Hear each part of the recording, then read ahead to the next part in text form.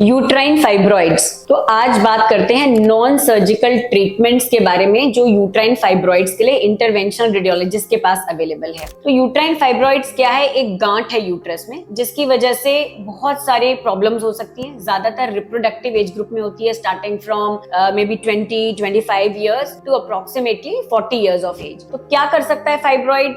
Heavy bleeding is the most common symptom. Heavy bleeding से क्या होता है कि लंबे समय तक मेंस्ट्रुअल ब्लीडिंग हो सकती है, बीच बीच में मेंस्ट्रुअल ब्लीडिंग हो सकती है, ब्लड लॉस से पेशेंट को अनीमिया हो जाता है। Usually females complain of fatigue, तो टायर्डनेस महसूस करती हैं। तो सबसे बड़ा जो फैक्टर है यूट्राइन फाइब्रॉइड जो परेशान करता है वो है यूट्राइन ब्लीडिंग जो एक्सेसिव होती है। बाकी क्या हो सकता है? प्रेशर सिम्टम, जैसे फाइब्रॉइड बहुत बड़ा हो जाए तो क्या करता है ब्लैडर, यूरिनरी ब्लैडर पे यूरिन के जो हमारी स्टोरेज की बैग होता है उसको वो प्रेशर देती है, तो पेशेंट को जल्दी जल्दी यूरिन जाना पड़ता है, यूरिन इन्फेक्शन हो सकता है। तो ये प्रेशर सिम्टम्स होते हैं। या इटसेल्फ में यूट्राइन फाइब्रॉइड इतना बड़ा कई बार हो जाता है, वो एक लंप की तरह फील होता है हैवी एब्डोमेन में। तो अब ट्रीटमेंट अवेलेबल है, यूजुअली सर्जरी कि यूट्रस निकाल दिया जाए, या मायोमेक्टमी भी होती है जिसमें खाली फाइब्रॉइड को निकाला जाता है। बट अगर हैवी ब्लीडिंग है यूट्राइन फाइब्रॉइड से तो इंटरवेंशनल रेडियोलॉजिस्ट के पास बहुत ही अच्छा एक मेथड अवेलेबल है जिसको कहते हैं यूट्राइन फाइब्रॉइड एम्बोलाइजेशन। उसमें क्या होता है कि हम सिर्फ एक नीडल की एंट्री से थाई पे जो होती है एंजियोग्राफी के मीडियम से फाइब्रॉइड तक जाते हैं अपने पतले कैथेटर से, उसको हम ब्लॉक कर देते हैं उसकी ब्लड सप्लाई को छोटे पार्टिकल से,